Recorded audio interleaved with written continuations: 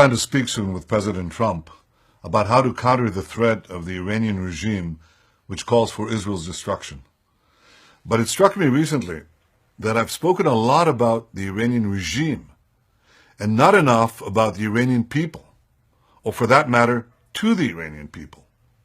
So I hope this message reaches every Iranian, young and old, religious and secular, man and woman. I know you'd prefer to live without fear.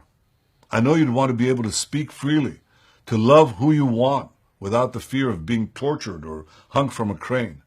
I know you'd like to surf the web freely and not have to see videos like this one using a virtual private network to circumvent censorship.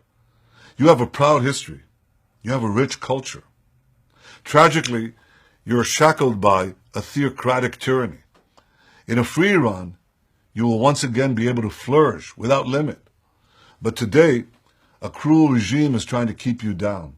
I'll never forget the images of brave young students hungry for change, gunned down in the streets of Tehran in 2009.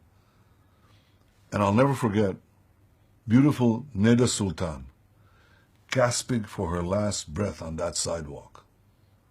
This ruthless regime continues to deny you your freedom. It prevents thousands of candidates from competing in elections. It steals money from your poor to fund a mass murderer like Assad. By calling daily for Israel's destruction, the regime hopes to instill hostility between us. This is wrong. We're your friend, not your enemy. We've always distinguished between the Iranian people and the Iranian regime. The regime is cruel. The people are not. The regime is aggressive. The people are warm.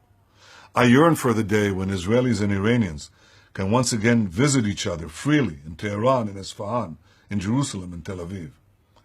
The fanatics must not win. Their cruelty must not conquer our compassion. Our two peoples can work together for a more peaceful and hopeful future for both of us. We must defeat terror and tyranny, and we must ensure that freedom and friendship win the day.